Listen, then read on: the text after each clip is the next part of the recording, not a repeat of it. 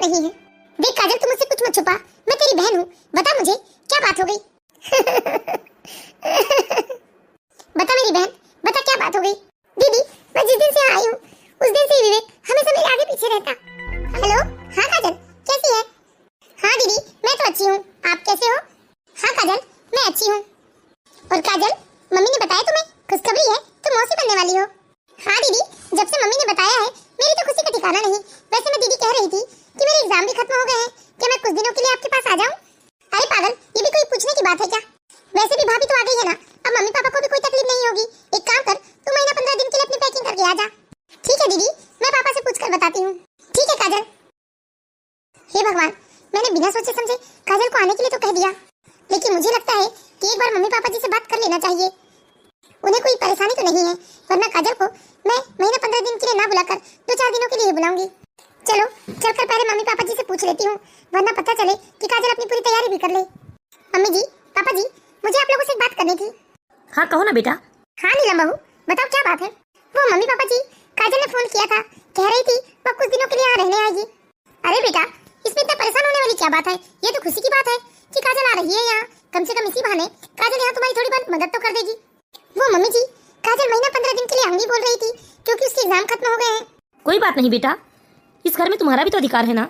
जैसे इस घर में हमारे रिश्तेदार आते जाते हैं, वैसे तुम्हारे रिश्तेदार भी आएंगे जाएंगे। इसमें इतना परेशान होने वाली कोई बात नहीं है बेटा। काजल बेटा को जब तक आकर रहना है वो तब तक रह सकती है, ठीक है? लगता है भाभी की बहन आ रही है, थोड़ा बाल सेट करवा लेना चाहिए मुझे। अरे विवेक, तू कहाँ चला?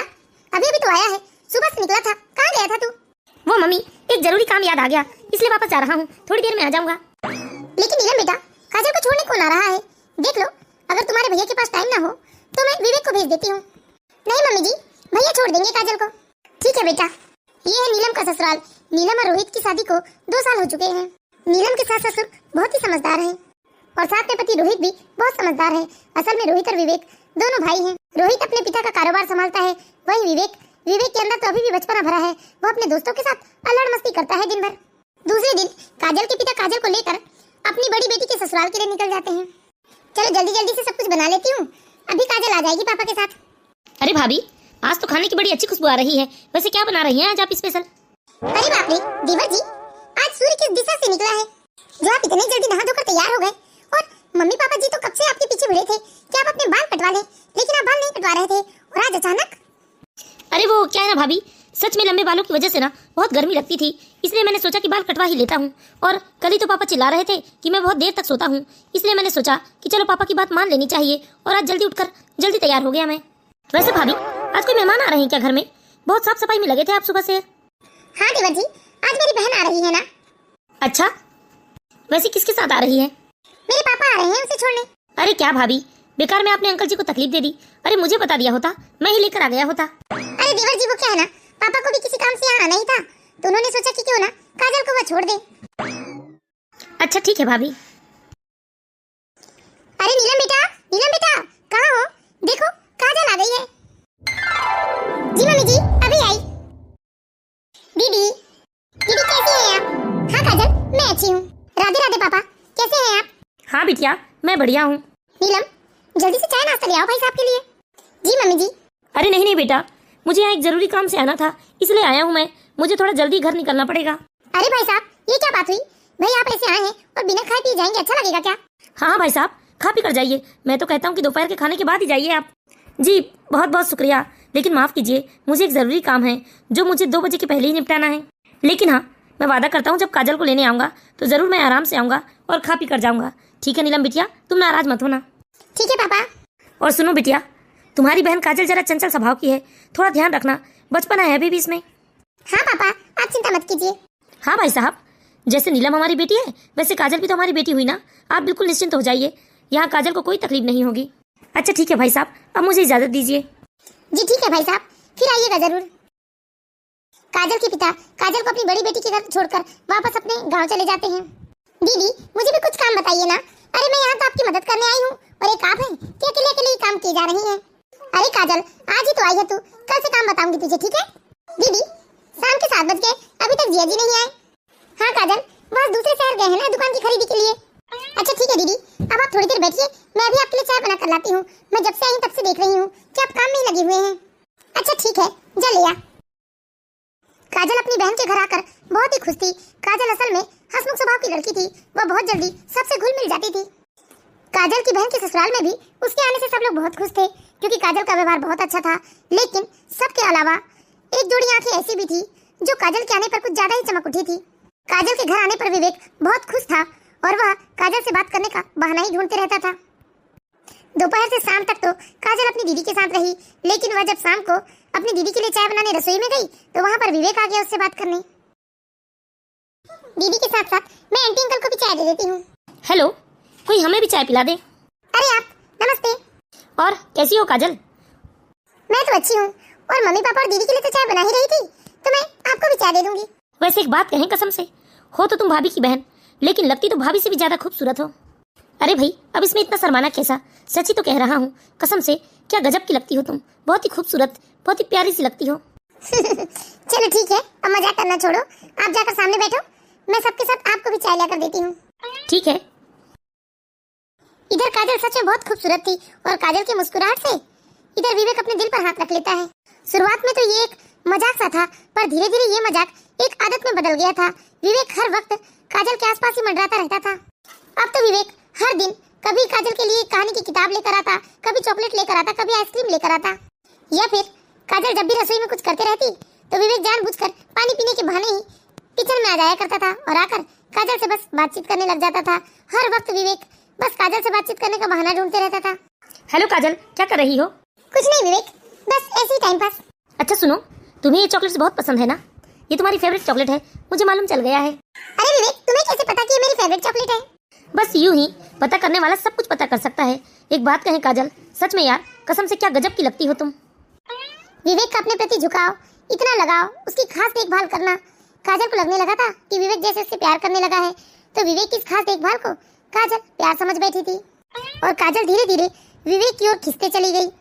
लेकिन काजल ने ये बात अपने घर में किसी को नहीं बताई थी, यहाँ तक अपनी बड़ी बहन को भी नहीं बताई थी। एक दिन विवेक ने काव्या से कहीं अकेले में मिलने को कहा। सुनो काजल, मुझे तुमसे एक जरूरी बात करनी है। हाँ कहो ना, क्या कहना था? यहाँ नहीं, मैं कहीं बाहर तुमसे अकेले में मिलना चाहता हूँ। लेकिन वो देखो काजल, कोई बहाना नहीं चलेगा। मैं आज दोपहर को तुम्हें एड्रेस मैसेज कर दूंगा कि तुम्हें कहाँ आना है, ठीक है ना? ठीक है, मैं कोशिश करूंगी। अरे कोशिश नहीं, तुम्हें आना ही है। और एक बात का विशेष ध्यान रखना, अपनी दीदी को इस बारे में कुछ मत बताना प्लीज। लेकिन कोई लेकिन किंतु परंतु नहीं चलेगा। मैंने कह दिया तुम्हें आना है, ठीक है? मैं तुम्हारा वेट करूंगा। काजल ना चाहते हुए भी विवेक से कुछ नहीं बोल पाई और कहीं ना कहीं काजल भी इस बात से खुश थी, क्योंकि वह भी विवेक से मिलकर कुछ बातें करना चाहती थी। काजल अपनी दीदी को इस बारे में कुछ नहीं बताती और दूसरे दिन दोपहर को विवेक ने जो एड्रेस मैसेज किया था उस एड्रेस पर काजल चली जाती है। काजल और विवेक घंटों बैठकर एक दूसरे से बातें करते हैं। बात ही बात में विवेक ने काजल से ऐसी बात कह दी जिसे सुनकर काजल सन्ने रह जाती है। विवेक ने काजल को बहुत ही अनोखे ढंग से प्रपोज किया था। यह सब देखकर काजल भी बहुत खुश हो जाती है, क्योंकि काजल भी कहीं ना कहीं विवेक को पसंद करने लगी थी। अरे मुझे नहीं लगता यार कि काजल आएगी। नहीं यार, मैं जानता हूँ काजल जरूर आएगी। तो एक काम कर, चल तू यहाँ से जा, वरना तुझे देखकर काजल शर्मा जाएगी, ठीक है? वाह यार, एक लड़की के लिए तो दोस्त को जाने बोल रहा है। अभी समझने की कोशिश कर यार। अच्छा ठीक है, तू हाइपर मत हो, मैं जा रहा हूँ। मुझे मालूम था तुम जरूर आओगी। अरे बाबा मत पूछो, मैं दीदी की नजरों से कैसी बस्ते बचाते आई हूँ। दीदी दोपहर को अपने कमरे में आराम करने गई, तब मैं आई हूँ, क्योंकि तुमने मुझे मना कर दिया था ना कि मैं दीदी से कुछ ना कहूँ। हाँ काजल, थैंक यू जो तुमने मेरी बात मानी। अच्छा एक काम करो, आओ यहाँ बैठो। अब जल्दी बताइए आपको क्या बात करनी है, क्योंकि मुझे वापस घर भी जाना है। अगर दीदी उठ गई तो दीदी परेशान हो जाएंगी कि मैं घर में नहीं हूँ। हाँ काजल, मैं तुमसे एक बात कहना चाहता हूँ। मैं तुम्हें बहुत पसंद करता हूँ और तुमसे शादी भी करना चाहता हूँ। क्या हुआ काजल, क्या तुम्हें मेरी बात अच्छी नहीं लगी? क्या तुम मुझे पसंद नहीं करती हो? नहीं, ऐसी तो कोई बात नहीं है, लेकिन अरे मेरा यकीन नहीं है क्या तुम्हें? मैं सच में तुमसे बहुत प्यार करता हूँ और तुमसे ही शादी करना चाहता हूँ। लेकिन बस एक ही रिक्वेस्ट है, अभी तुम ये बात घर में किसी को मत बताना, यहाँ तक अपनी दीदी को भी मत बताना। सही वक्त आने पर मैं खुद ही बात करूंगा घर में, ठीक है ना? बोलो काजल, करना चाहती हो ना तुम मुझसे शादी? सच में काजल, मैंने जब से तुम्हें देखा है ना, मैं तो जैसे तुम्हारा दीवाना हो गया हूँ। ऐसा लगता है जैसे मैं तुम्हारे बिना जी नहीं पाऊंगा। बोलो काजल, क्या मेरा ये प्रपोजल तुम्हें ठीक नहीं लगा? क्या तुम मुझे नहीं पसंद करती हो? बोलो काजल, देखो अगर तुम मुझसे शादी कर लोगी तो हमेशा तुम अपनी दीदी के आसपास ही रहोगी, और मैं तुमसे वादा करता हूँ कि मैं तुम्हें हमेशा खुश रखूंगा। काजल, मेरा यकीन करो। विवेक ने काजल से इतनी चुपनी चुपड़ी इतनी मीठी मीठी बात की कि बेचारी मासूम सी काजल विवेक की बातों में आ गई और उसे लगा कि सच में विवेक उससे बहुत प्यार करता है। तो उसने भी खुशी खुशी विवेक के प्रपोजल को एक्सेप्ट कर लिया। और विवेक ने ये सारी बातें किसी को बताने को मना किया, तो काजल ने भी इस बारे में किसी से बात नहीं की। अब तो विवेक और काजल घंटों एक दूसरे से कभी छत में बात करती, तो कभी रसोई में, तो कभी विवेक चार्जर या कोई और सामान लेने के बहाने काजल के कमरे में पहुंच जाता। जब भी घर में सब सो जाते तो काजल और विवेक एक दूसरे के साथ समय बिताते। दोनों धीरे धीरे इतने करीब आ गए थे। विवेक धीरे धीरे अपने प्यार का झांसा देकर काजल के और करीब आता गया। काजल भी विवेक के झांसे में फंसते गई और दोनों एक दूसरे के काफी करीब आ चुके थे। हालांकि काजल डरती भी थी और उसने कई बार विवेक से कहा भी कि घर में ये सब पता चलेगा तो सब लोग क्या सोचेंगे, लेकिन विवेक ने काजल को भरोसा दिलाते हुए कह दिया कि कोई कुछ नहीं सोचेगा, वो सब कुछ संभाल लेगा। तो काजल भी विवेक पर आंख मूंद कर भरोसा करने लगी। एक दिन की बात है, दोपहर के समय विवेक अपने घर के आंगन में बैठकर किसी से फोन में हंस के बातें कर रहा था। तभी उसकी सारी बातें उसकी भाभी सुन रही थी। क्या देवर जी, मैं 2 घंटे से देख रही हूँ, ऐसे हंस के आप किससे बात कर रहे हैं यहाँ? क्या भाभी, आप भी ना?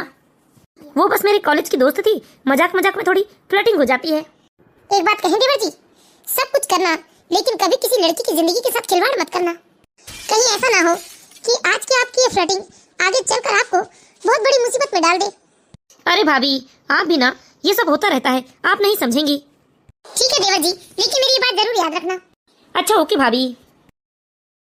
अब तो धीरे धीरे काजल खुद से ज्यादा विवेक के ऊपर भरोसा करने लगी थी। धीरे धीरे चोरी चोरी दोनों का प्यार परवार चढ़ने लगा और घर में किसी को भी इसकी भनक भी ना हो पाई।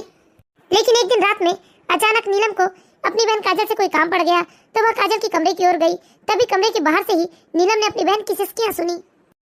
बहन की सिसकियां सुनते ही नीलम बहुत घबरा जाती है और घबराते हुए वह सीधे अपनी बहन के पास पहुंच जाती है। नीलम ने अपनी बहन से पूछा कि क्या हो गया, वो क्यों रो रही है। तब काजल ने अपनी बहन को बहुत टालने की कोशिश की, लेकिन वह ना चाहते हुए भी अपनी बहन से ना टाल पाई और अपनी सारी बात अपनी बहन को बता दी। काजल, काजल क्या हो गया, क्यों रो रही है मेरी बहन? किसी ने कुछ कहा क्या तुझे? नहीं दीदी, ऐसी कोई बात नहीं है। देख काजल, तू मुझसे कुछ मत छुपा, मैं तेरी बहन हूँ, बता मुझे क्या बात हो गई। बता मेरी बहन, बता क्या बात हो गई।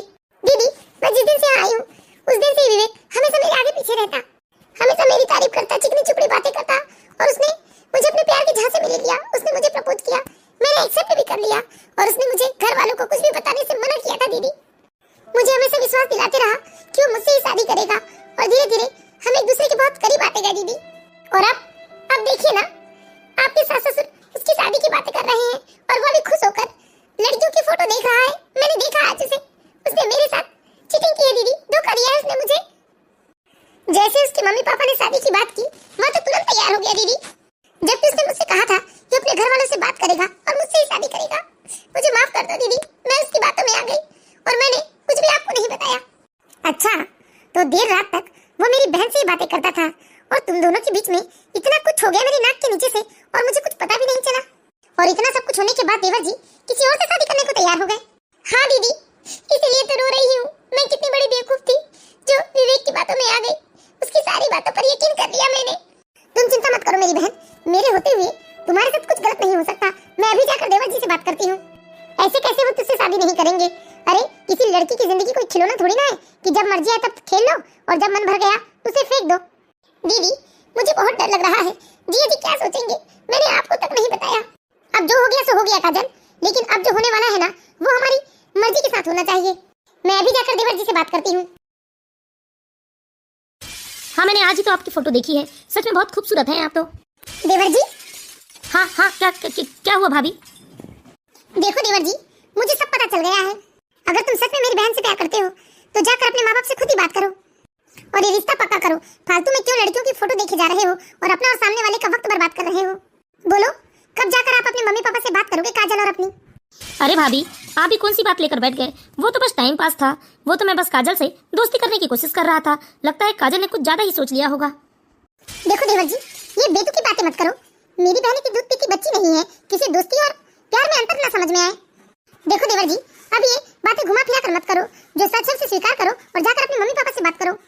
भाभी मैंने कहा ना, वो तो बस टाइम पास था। देवर जी, क्या आप मेरी बहन को टाइम पास समझते हैं? देवर जी, तुमने मेरी बहन के जज्बातों से खेला है, ऐसे तो मैं तुम्हें नहीं छोड़ने वाली हूँ। तुमने मेरी बहन के साथ टाइम पास किया। मैंने तुमसे कहा था सब कुछ करना, लेकिन किसी लड़की के साथ खिलवाड़ मत करना। अगर आप जाकर अपनी मम्मी पापा से बात नहीं करेंगे तो मैं खुद ही जाकर बात करूंगी और उन्हें सब कुछ बता दूंगी। भाभी आप जबरदस्ती मैटर को खींचिए मत। मैंने कहा ना कि वो सिर्फ टाइम पास था। अब आपकी बहन ने उसे प्यार समझ लिया तो इसमें मेरा क्या दोष है? झूठ मत बोलिए, मुझे सब मालूम चल गया है कि कैसे आपने शादी और प्यार के बड़े बड़े वादे किए मेरी बहन के साथ, और मेरी भोली भाली बहन आपकी बातों को सच मान बैठी और अंधविश्वास कर बैठी तुम पर। ठीक है, आप नहीं मान रहे हैं ना, कोई बात नहीं, मैं अभी जाकर मम्मी पापा जी से बात करती हूँ। नहीं, आप कोई बात नहीं करेंगी। मैंने तो आपको पहले ही समझा दिया था कि किसी लड़की के जज्बातों से खिलवाड़ मत करना, लेकिन आपने मेरी एक न मानी। लेकिन मैं भी आपको ऐसे नहीं छोड़ूंगी। आप मेरी बहन के साथ खिलवाड़ करके क्या बरी हो जाएंगे, किसी और लड़की से धूमधाम से शादी मना लेंगे, ऐसा तो मैं होने नहीं दूंगी। इधर नीलम ने अपने देवर को धमकी दे डाली और तुरंत ही जाकर अपने सास ससुर और पति को ये सारी बातें बता दी। क्या विवेक ने तो ये बिल्कुल अच्छा नहीं किया। कहाँ है विवेक? अभी क्या भी बुलाता हूँ उसे मैं। हाँ बेटा बुलाओ उसे। अरे उसने तो हमें शर्मिंदा कर दिया, ऐसी घटिया हरकत। विवेक, विवेक। जी भैया। विवेक, हमें तुमसे ऐसी उम्मीद नहीं थी, ये तुमने क्या किया? और नहीं तो क्या बेटा, तुमने ऐसा काम करके हमें शर्मिंदा कर दिया है, हमें तुमसे ये उम्मीद नहीं थी। और अब तुम्हें काजल से शादी करना पड़ेगा, यही तुम्हारी सजा है। नहीं पापा, मैं नहीं करने वाला हूँ शादी। अरे ऐसे कैसे नहीं करेगा? नहीं विवेक, तुझे हमारी बात माननी ही पड़ेगी। अरे तुम्हारे जैसे लड़कों की वजह से बेटियों के माँ बाप डरते हैं। वो लड़की हमारे घर की है और तूने उसे भी नहीं छोड़ा। इधर विवेक चुपचाप अपने माँ बाप और भाई की बातें सुनता रहा। उधर नीलम ने भी अपनी बहन काजल को अपने घर वापस भेज दिया। पूरा परिवार विवेक को मनाने समझाने की कोशिश करता रहा, लेकिन विवेक मानने को तैयार ही नहीं था। वो काजल से शादी नहीं करना चाहता था। चाहे कुछ भी हो जाए जी, लेकिन मैं आपके भाई की शादी तो हंसी खुशी से बिल्कुल नहीं होने दूंगी। जो भी रिश्ता आएगा उन्हें साफ साफ बता दूंगी कि देवर जी ने मेरी बहन के जज्बातों के साथ खिलवाड़ किया है। नीलम, ये सब तुम्हारा डिसीजन है। मेरे भाई ने तुम्हारी बहन का दिल तोड़ा है, तुम्हारी बहन को बदनाम किया है, इसीलिए तुम जो चाहे वो सजा दे सकती हो, मैं कुछ नहीं कह सकता। हाँ जी, मैं अपनी बहन के साथ कुछ गलत नहीं होने दूंगी। अगर देवर जी ने उसके जज्बातों के साथ खिलवाड़ किया है, प्यार का झूठा नाटक किया है, तो शादी तो उनसे करनी ही पड़ेगी। धीरे धीरे समय बीत रहा था। पूरा परिवार विवेक को समझाने की कोशिश कर रहे थे, लेकिन विवेक किसी की बात नहीं मान रहा था। धीरे धीरे विवेक के लिए रिश्ते आने लगे थे, लेकिन जो भी रिश्ते आते तो नीलम लड़की वाले से साफ साफ कह देती कि उसके देवर ने उसकी बहन के जज्बातों के साथ खिलवाड़ किया है। देखिए, मैं आप लोगों से विनती करती हूँ कि मेरे देवर से अपनी लड़की की शादी बिल्कुल मत करवाइए। ये लड़का अच्छा नहीं है। मैं इसकी अपनी भाभी हूँ, इसने मेरी बहन को नहीं छोड़ा तो भला ये आपकी बेटी का क्या होगा? धन्यवाद बेटा, जो तुमने हमें इतना सब कुछ बता दिया, वरना हम तो अपनी बेटी का रिश्ता तुम्हारे देवर से ही करने वाले थे, लेकिन अब नहीं। मैं भी देखती हूँ ये कैसे समाज के अंदर किसी लड़की से शादी करते हैं। अब तो नीलम जो भी रिश्ता आता तो उन्हें ऐसा ही बोल कर टाल देती थी। धीरे धीरे विवेक की बदनामी सारे रिश्तेदारों में होने लगी थी। यहाँ तक गांव के लोग भी अब यह बात जानने लगे थे कि विवेक ने अपनी भाभी की बहन के साथ खिलवाड़ किया है। इतना सब कुछ जानते हुए कोई भी अपनी लड़की विवेक को देने को तैयार नहीं था। असल में विवेक की मम्मी को भी ये बात पता थी, लेकिन उन्होंने भी कभी अपनी बहू को रोका नहीं। एक दिन विवेक ने गुस्से में अपनी मम्मी और भाभी से कहा, मम्मी, भाभी, ये क्या लगा रखा है आप लोगों ने? अरे आप लोगों ने तो मेरी जिंदगी का तमाशा बना कर रखा है। मेरा घर से निकलना मुश्किल हो गया है। और मम्मी, आप भाभी को समझाने की बजाय सीधा सीधा भाभी का साथ दे रही हैं। बेटा, इसमें तेरी भाभी की कोई गलती नहीं है। यह जो भी हो रहा है ना, सब कुछ तुम्हारी अपनी गलती की वजह से हो रहा है, और ये सब तभी रुकेगा जब तुम काजल से शादी करोगे। देवर जी पहले ही समझाया था किसी लड़की के जज्बातों के साथ खिलवाड़ मत करना, और यहाँ तो बात मेरी बहन की है। जब मैं किसी दूसरी पराई लड़की के साथ ये सब बर्दाश्त नहीं कर सकती, तो अपनी बहन के लिए सोचो क्या बीत रही होगी मेरे ऊपर। याद रखना देवर जी, मैं कभी भी आपकी शादी किसी और लड़की से नहीं होने दूंगी। अब तो विवेक बहुत शर्मिंदा हो गया था और मजबूर भी हो गया था, क्योंकि अब तो विवेक को भी लगने लगा था अब तो जब तक वो काजल से शादी नहीं करेगा तब तक ये नहीं रुकने वाला है। और अपनी बदनामी से बचने के लिए आखिरकार विवेक ने काजल से शादी करने के लिए हामी भर दी। ठीक है भाभी, मैं तैयार हूँ काजल से शादी करने को। अच्छा बहू, अभी काजल को फोन लगाओ और बताओ उसे ये बात। बेचारी का रो रो के बुरा हाल हो गया होगा। ठीक है मम्मी जी, कॉल किया है मैंने। हेलो हेलो काजल। हाँ दीदी। काजल, देवर जी तुझसे शादी करने को तैयार है। हम बहुत जल्दी तुम लोगों की शादी करवा देंगे। नहीं दीदी, मैं ऐसे धोखेबाज इंसान के साथ कभी शादी नहीं कर सकती जिसको मेरी भावनाओं की कदर ही ना है। अभी तक तो विवेक काजल को बहुत कमतर आंकता था, लेकिन जैसे ही खुद काजल ने मना कर दिया, अचानक से विवेक के दिल को एक झटका सा लगा। क्या तुम मुझसे शादी नहीं करोगी? काजल, तुम मुझसे शादी नहीं करोगी? अरे मैं प्यार करता हूँ तुमसे। धोखेबाज इंसान, एक नंबर की धोखेबाज हो तुम। क्या पता शादी के बाद फिर मुझे किसी धोखे में रखोगे या मुझे छोड़कर कहीं और किसी को धोखा देने को तैयार हो जाओगे। इसीलिए मैं तुमसे शादी नहीं करना चाहती। ठीक है बेटा, जैसी तुम्हारी मर्जी, लेकिन देखो जल्दबाजी में कोई फैसला नहीं करना चाहिए। जी मम्मी जी, आप लोगों का बहुत बहुत धन्यवाद। आप लोगों ने ऐसी मुश्किल घड़ी में मुझे सपोर्ट किया। लेकिन मैं आप लोगों से विनती करती हूँ कि प्लीज मुझे माफ कर दीजिए कि जाने अनजाने में कहीं ना कहीं मेरी ही गलती थी, जो मैं विवेक की झूठी बातों में आते गई और मेरी वजह से आप लोगों को कितनी परेशानी उठानी पड़ी।